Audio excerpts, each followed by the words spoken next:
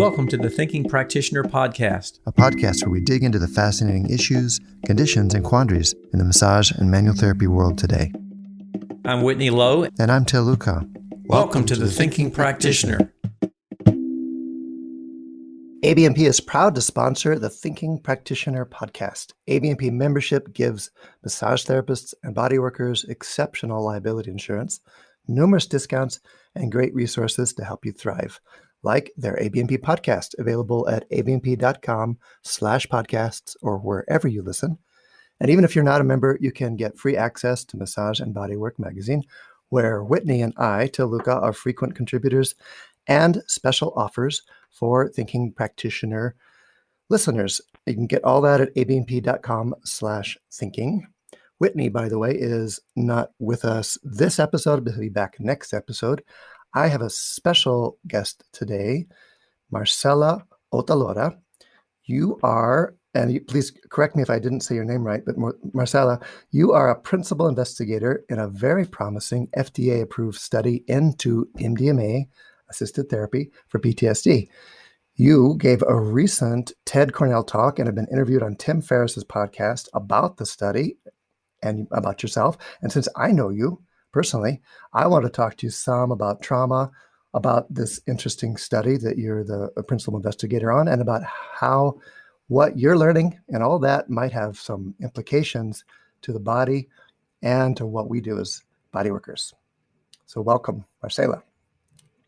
Thank you. Nice to be here. Nice to be here with you. Is there anything else you want listeners to know about you before we get into the conversation? Let's see. I'm also a trainer for therapists and other practitioners who want to do this work, and a supervisor. And for the sites in the U.S. and also in Europe. Now we have a few sites, phase 2 sites in Europe, which is really, really exciting. Yeah. And Great. So I mentioned to a friend that I was going to be talking to someone about trauma and the body. And he said, okay, so you're a body worker. How often do you see trauma in your practice? Mm-hmm. And so I had to stop. I almost said every session. Yeah, I almost said it's at least the effects of trauma are clear in every session. There's so many ways that we're learning that trauma affects so many things, including, our body symptoms, but also the way we are in the world, the way we are with ourselves. So, but I'm curious, you're a psychotherapist versus a body worker, but what is trauma in your view? How would you define trauma? That's an interesting question that people ask you, because if you look at so many of the books that are about trauma, have the word body in them. So it's the body keeps the score, the body remembers, so it's Bessel van der Kolk, etc. Yes. Yes. And so it's how to really understand that we cannot separate them, that the reason why you see it in every session that you do is because that is where it's stored, right? And we all have trauma in different degrees, and it is stored in the body and then can be activated through the body. So, but the body is the one that actually does remember it. And sometimes the mind can really use a whole bunch of tricks and coping strategies to be able to live and to be able to function in life. But it is always there, stored in the body. So, so when I think about trauma, I think about if you look at it in the spectrum of the work that we do is with PTSD, and not all trauma turns into PTSD. But that's so that's sort of at the spectrum of how trauma can really affect you in a way that you don't live your life the way you want to live your life. And if I'm thinking about that trauma with a capital T, is about losing losing I think one of the biggest effects of it is, I would say, influences, is that you lose the present moment. You know, if you think about people's perspective, we have a perspective. We always talk about, oh, I have this perspective and I have that perspective, but perspective is a function of experience. And if you don't have experience that is current, you don't have perspective. So I think of trauma as losing a sense of perspective, which has the implications of not really understanding what's going on in the present moment. We only understand things from the perspective of the trauma. Not understanding, and perhaps not even being able to sense or, like you said, be in touch with the present moment. Yeah. So I think that's the biggest implication of trauma, is that we're not in the present moment, which means we're not living currently. Yeah. And okay, so trauma it's one of the effects of trauma is it may make it harder for us to be living, to be in the present moment, or to have a sense of perspective. So just connecting the dots back to bodywork for a second for myself, so much of what we're learning about people's recovery, say, from an injury or chronic symptom has to do with their perspective on it, you could say. And so much of the mechanisms that we're understanding about how bodywork does the good it does are through leveraging present experience. Actually, the power of sensation and being able to open to one's bodily experience and to have some perspective on that is one of the fundamental mechanisms we're learning about in terms of the way this work does its good. Yeah, that makes a lot of sense. Yeah, so then you're involved in MDMA therapy or this MDMA study. What's special about MDMA, or how does MDMA help with trauma? Yeah, so I mean, part of it is that we have more with psychedelics in therapy. If we have a combination between psychedelics and psychotherapy, which is what we do, MDMA-assisted therapy, it gives you then added information. So that we normally say, okay, this is where I get my information from the ways we live, the ways our environment affects us, all these different ways that we get information about who we are and how we want to be in life and our behavior. And so I think psychedelics provides another layer, which is getting information from a non-ordinary state.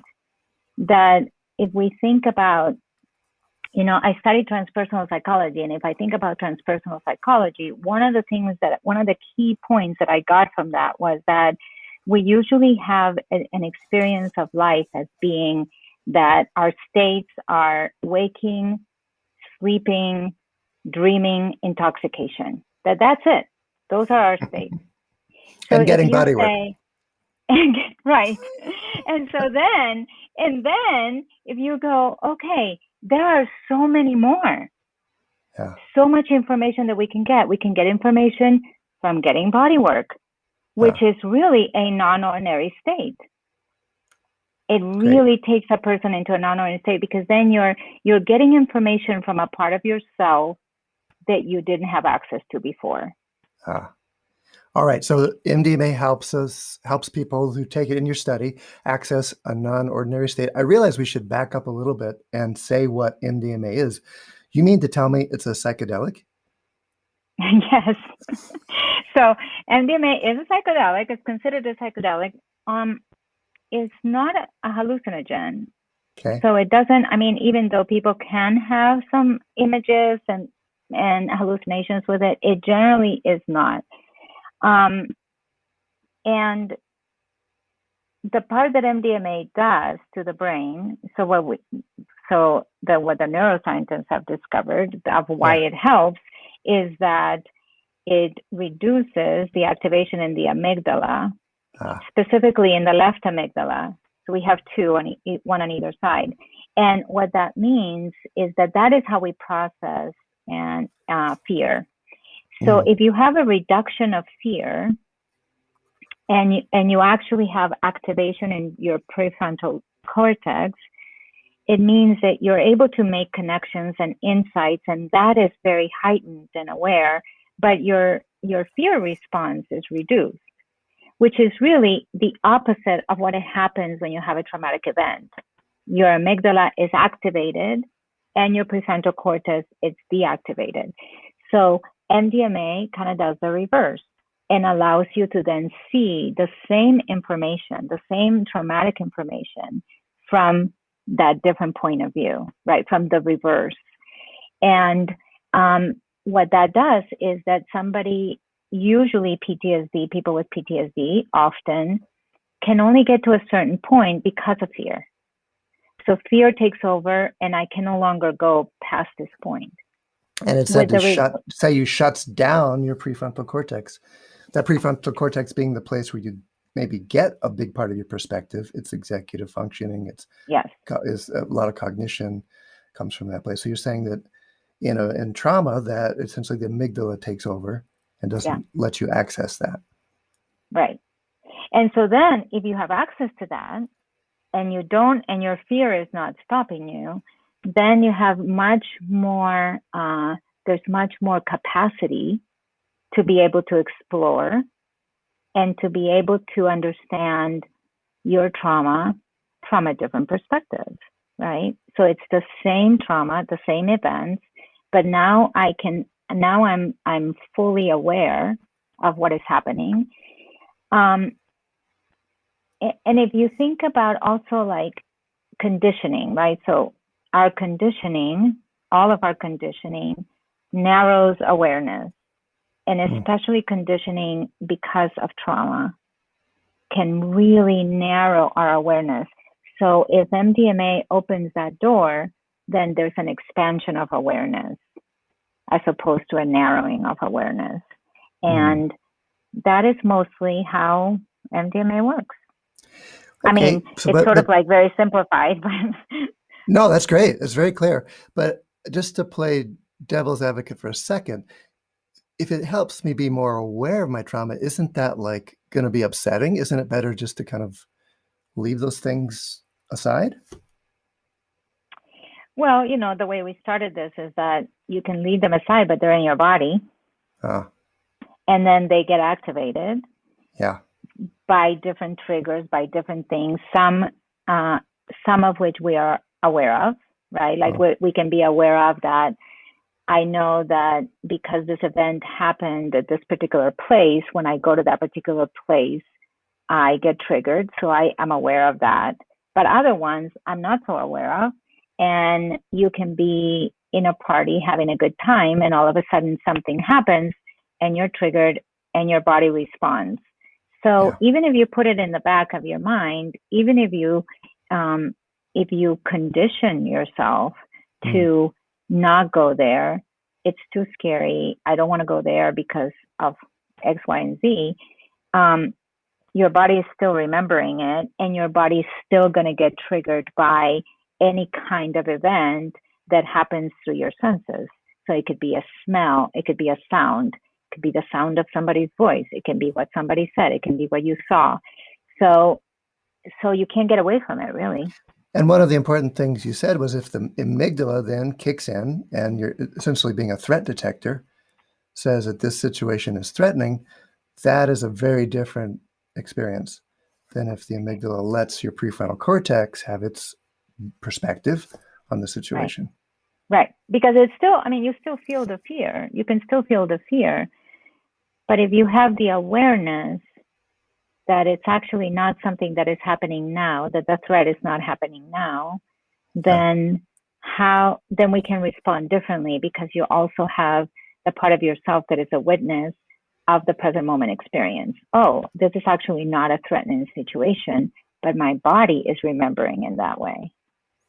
Great. Okay. So another thing, people say that say a psychedelic experience can make connecting with other people, I guess, as well as ourselves, but connecting with other people less threatening.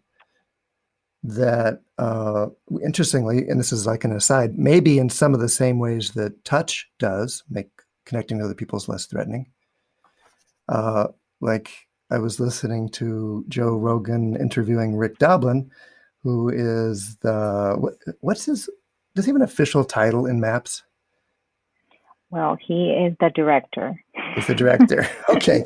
So Joe Rogan, this kind of big, burly martial arts guy, is saying, in that state, you can hold hands with someone and just tell them the truth, just talk to them. So it's like there's a sense of that state of the MDMA experience, apparently, making it easier to connect with other people and connect with ourselves. So how that got my interest, by the way, because of this possible connection to the way that bodywork induces an affiliation response or oxytocin changes, all those kind of things. Yeah. How does that work with MDMA therapy? What happens in the brain, say, around affiliation, do you think? Well, I think one of the things that is released in MDMA is oxytocin.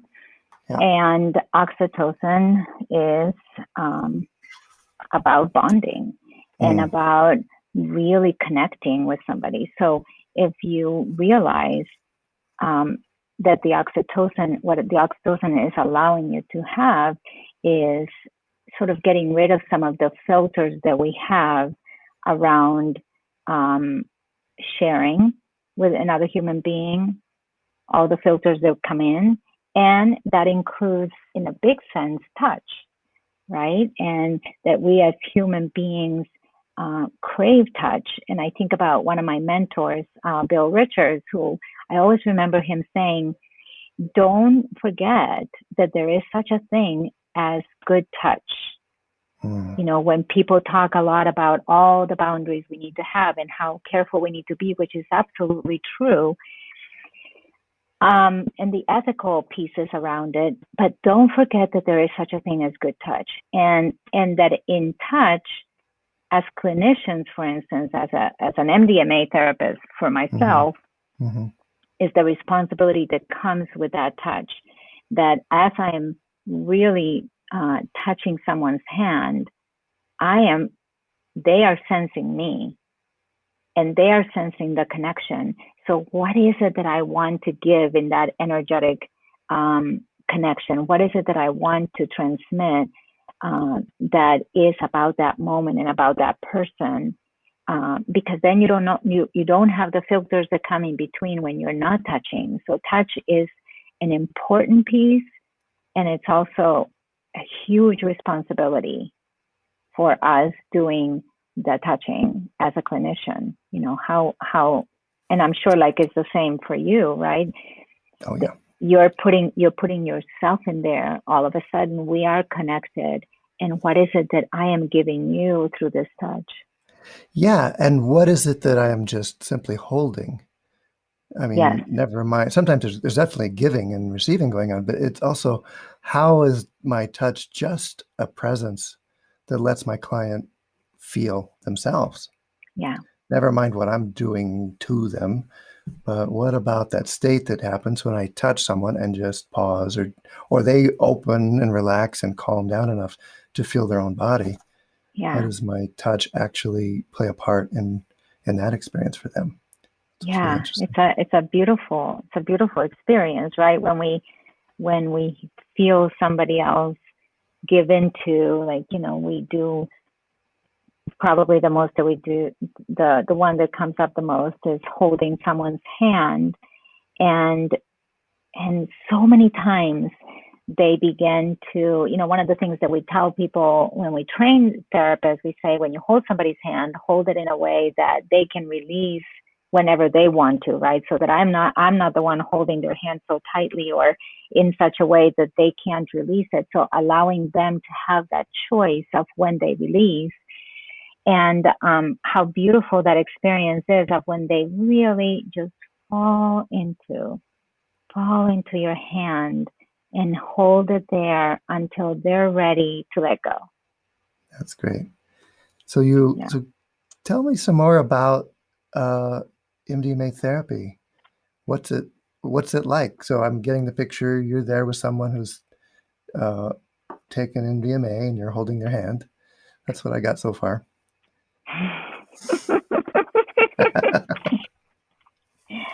Or let me put it this way. Let me back it up a little bit. How is what you do in your study different than just taking MDMA? Okay. So what we do is having two therapists that are with the participants. So you have two people there that are dedicated to them for 8 hours and saying, I am here for you for this 8 hours. And being able to hold that container. You were talking about holding, right? What is it that I'm holding? I'm holding everything that is happening in this moment and that is coming up, and trusting our modality. And, there are different people that have different modalities about how to do this work. But for us, it is of fully having a trust in the inner healing intelligence of the participant in front of us. And that really means that we believe that they have the capacity to heal whatever comes up for them, and that we're there then to support that process. We're not there as the expert of what needs to happen. We're there as the person holding that container, providing feedback, like you making connections. You said this, then I'm wondering, how does that fit into this new thing that you're saying? So we don't bring up issues, they bring it up, and then we take those and sort through them. I was kind of telling the other day to somebody about how it feels a little bit like I'm following my participant, and I'm picking up all the pieces that they're dropping on the way, gathering all the pieces in my containers so that I can then present it to them as, this is the whole of, this is like a bowl full of all the things that you brought up, and let's sort through them and let's see how it fits how it's fitting in your body and how you're thinking about them. So there is a reciprocal piece happening, and there is a give and take in a relationship that is developed between the therapist and the participant, and something that's happening in between the three. If you think about a triangle, what is happening in the middle of that triangle, right? What is really coming into play from this experience of somebody being in a non-ordinary state? Gotcha. So I'm getting the picture of how intensive it is. You say 8 hours, two therapists, and it goes on over time, doesn't it? It's not just once and you're done. No, so we do 3 preparatory sessions, and then an 8-hour session, MDMA session, and then we do 3 integrated sessions, and we repeat that 3 times. So our protocol is they get medicine 3 times, and they get about 42 hours of therapy. And it is about what happened in that session. How do you begin to how does it begin to fit into, one, your identity and how you think about yourself?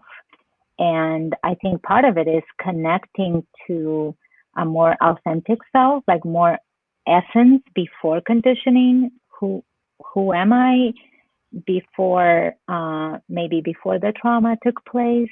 Who was I then? How did I come into the world? With what did I come into the world? And so beginning to connect to those pieces is about, then how does that fit with the identity that I had of myself and who I thought I needed to be in the world, oftentimes to protect myself and protect others from my trauma. So you're describing something really different than just a PTSD pill, where I take a drug and it has an effect on my PTSD. Maybe it does something in my brain and that's it. You're describing a process where people really get perspectives on themselves and their history and their reactions. Yes. And that you can really relate it to begin to sort, oh, I had this identity that I thought was me, and now I'm realizing that maybe that's not completely true. Maybe there's some truth to that, but it's not completely true because I was affected by all these different traumas, basically. And so, I mean, a common one is people with PTSD tend to make their world very small to protect and to be able to cope. And for some people, they think, wow, I always thought I was an introvert, but maybe I'm not such an introvert. Maybe this happened because of the trauma, but maybe I need more connection than what I'm getting, right? And so then how do they begin to move into the world through that connection? And I think integration is such a huge piece of, it's just as important as the medicine session, because I think it's in a way, it's about being responsible for our experience of what's going to happen. Yeah, this is big. I want to take out my mental highlighter here. You said integration is really important because it's about being with our experience and living it, perhaps. Mm-hmm. What do you mean when you say integration? What shape does that take, say, in your study? Mm-hmm. So our first integration session happens the day after the 8-hour session, the 8-hour medicine session. And for anybody who has done psychedelics, and I think for almost anybody who has done psychedelics, they do feel like there's the change that happens in that non-ordinary state. Coming back from that non-ordinary state, it's a process. We come down from the medicine, we say, oh, we're back, we're not feeling the effects of the medicine anymore. But it takes another while for that to close up, that non-ordinary state to close up. And I just gotta say right now, it makes me think about getting up off the table after an amazing bodywork session, by the way. Yes. I just had this incredible experience on the table, and now I got to get up and go back to my life. How do I stay connected to this? How do I stay connected to this? And I mean, I had one time a bodywork experience where it was actually rousing, and I left feeling like, okay, I'm done, and this feels good. Like I don't have the pain that I was having before. And then I got to the corner of the street, and I had no idea where I was. Wow. I felt like, what am I doing here? Where do I go? And there was a bench there, and I sat down and I went, oh, there is a reverence. We need to take this. This is not just, okay, now it's done. I run, I go to work. When is my next client? What do I do now? Which I think it's really important in body work, and it's really important with MDMA-assisted therapy that we tell people the next day after your session is also a day where you take off, where you don't have somewhere to go, where you don't have some big experience that is taking place. Because people say, oh, I can come to the integrative session and then go back to work. It's like, how about if you take that day off, right? Can I do it while I'm driving? Can I just phone in and just get that done while I'm driving? Yeah. And and I think that happens a lot. Like I've had so many clients tell me, well, I went and got a massage and it was great, but then I had to go back to work and my boss was yelling at me, and there goes the massage. Mm-hmm. Yep. So you're saying there's a reverence there, because that almost that kind of disorientation that you described, that can be an amazing moment of disrupting the old and lots new is being possible, or it could be really disorienting and freaky. Yes. And it was more like, okay, sit here, really take in what just happened to your body. Yeah.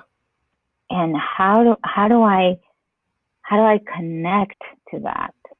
How do I connect to that? And I think that's part of integration, and what I mean by we're responsible for our experience. we become responsible. This is really a key thing. So I'm wondering, what else are you learning about that? Because you're building it into your protocol. You're doing integration sessions where people actively reflect and you help them connect the dots around their experience with the drug and after the drug. But what are some principles or ideas there or thoughts that we might be able to apply universally? Any ideas? In terms of integration? Yeah. How does integration happen? What do we need to keep in mind? That kind of stuff. Yeah. Well, one of it is that integration needs a space. That if you don't give it space, it becomes what I call an experience that is sort of like a trophy on the wall. I had the experience. It was beautiful. I look at it sometimes on the wall.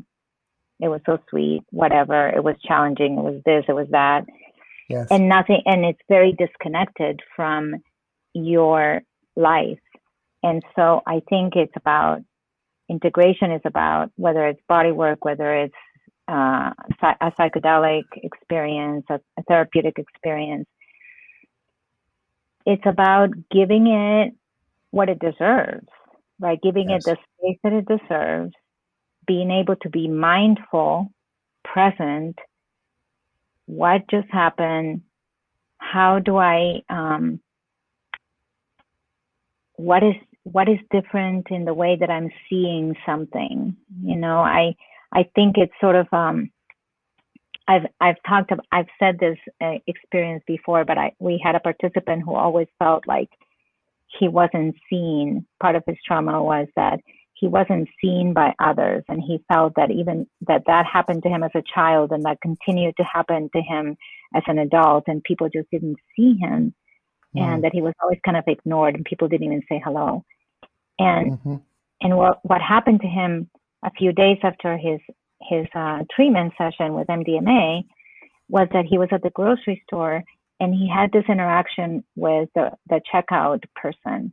And she said, "How are you?" And she looked into his eyes and he just said, "I'm okay." And she smiled and said, "Oh, have a beautiful day." And he said, "What happened?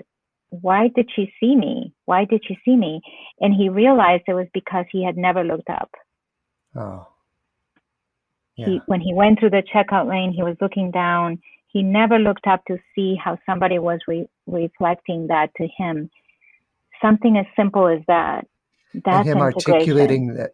Articulating that to himself, naming that for himself, helped him connect with that and understand. And what an integration piece, right?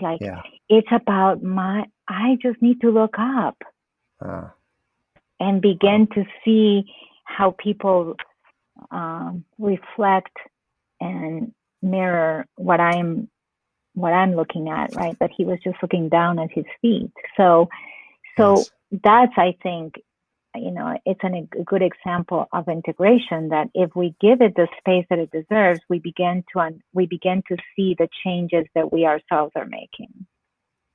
Give it the space it deserves. That's a lesson we can really apply to our work as practitioners, helping people articulate what's different. Sometimes it's just a word or a phrase or a metaphor, an image sometimes can be really useful. And then probably I'm just thinking about how both those processes go on for some time too. It's not just right there when someone stands up from the table and walks out the room, but an invitation. I think about this a lot, an invitation to note to oneself what is different and again to anchor it with a word or a thought or an image. It can be really useful. Yes. I mean, I think, one of the most useful pieces that I've seen in a session is when somebody's having an experience that is very unique and beautiful, maybe a relaxation that they have never experienced in their life before.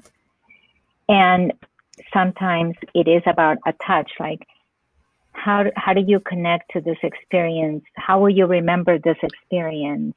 Yep. And sometimes people will say, oh, like if I put my hand on my shoulder, when I put my hand on my shoulder, I'm going to remember this relaxation.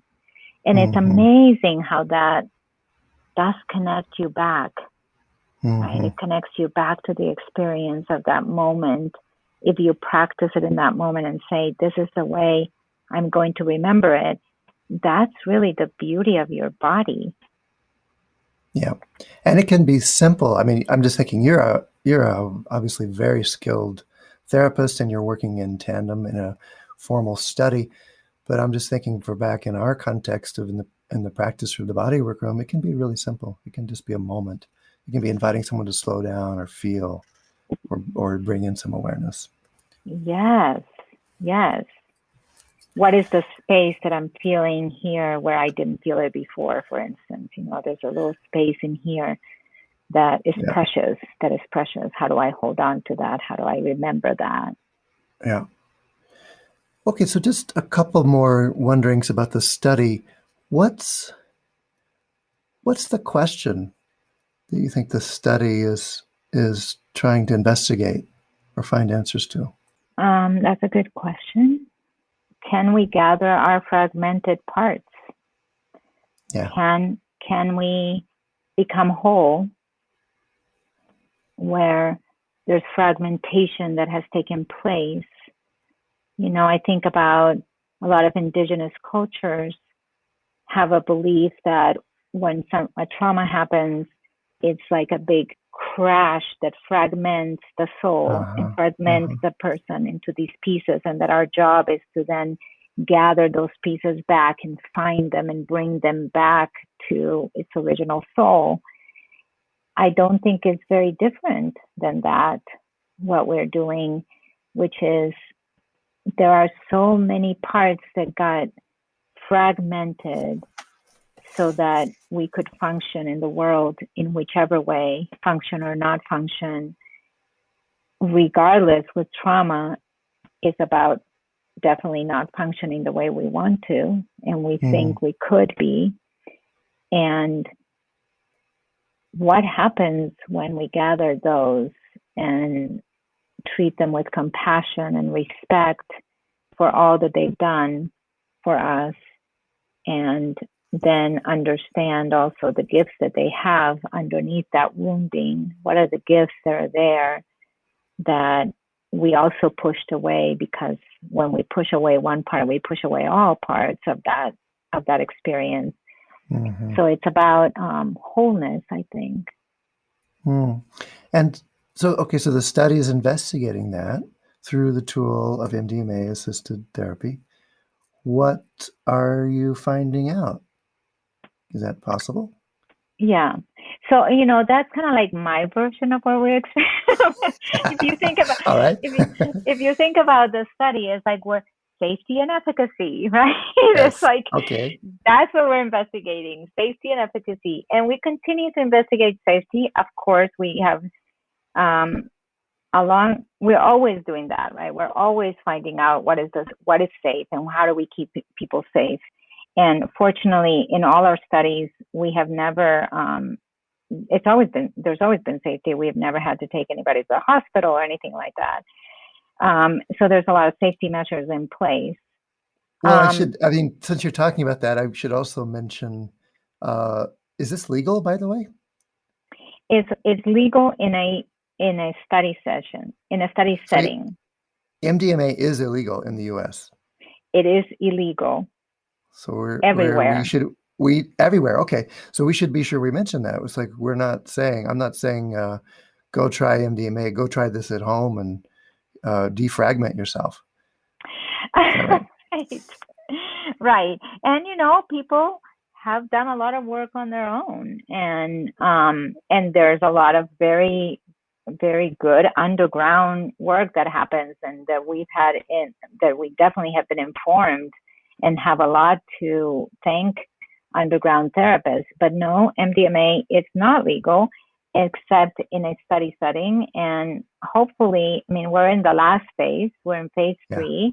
And after this last study is completed, which we're doing right now, then we will apply to the FDA for MDMA to become a prescription medication in combination with therapy for the treatment of PTSD and probably other conditions. And this is a double-blind, placebo-controlled clinical trial, randomized. Yes. It's the whole deal. And you are getting results, from what I hear, that are good enough that you keep going. Very good results. So if you think about people who, a number like 67% of people in the study, in the last phase 3 study, no longer meet criteria for PTSD after the study. And so this is incredible. And something like 80% show some improvement. And show a lot of improvement, that people feel, I still meet criteria for PTSD, but they have a very high reduction on their symptoms, even though they still feel it. So it's not for everyone. And for some people, it's not going to feel that way. And it's not going to work, right? If you think about, even if you say 80%, well, there's still 20% that are not feeling that and are not getting that. So it's really not for everybody, but it, at least when we get approval, then it will be for the people that it can be another tool, another modality for people who want to access it that way. And if you think about the existing modalities that are used to treat PTSD, it's the reverse, that they have 30%, like 30% that can get some improvement. Improvement, yeah. Right. No, as I understand it, your results have been really dramatic, really impressive, and you've been fast-tracked in a number of times to continue your work, and it's been applied to veterans and to wide-ranging populations across the spectrum, and you're getting results that are getting a lot of interest and a lot of support from both within and without and outside of the mainstream. Like you said, you're building on the knowledge perhaps that was accumulated from underground work for decades, but you're bringing this into a pharmaceutical administration supported by therapy that's showing really promising results. What's next for the study? So there'll always be more studies, because then now it's more about other conditions, right? Like we've done one with anxiety due to life-threatening illness, anxiety in autism, and we're going to do one with eating disorders coming up. So there's always an opportunity to do more studies for different conditions and seeing how maybe how the protocol needs to be modified, right? In not only for different conditions, but also in different populations. So that if you live in a country that sees trauma differently, but still, it doesn't mean that they shouldn't have MDMA therapy. It just means, how does it need to be modified so that it can actually fit their culture, right? To be culturally responsive to how do we modify it for different populations? How do we modify it for different conditions? So I think that will continue.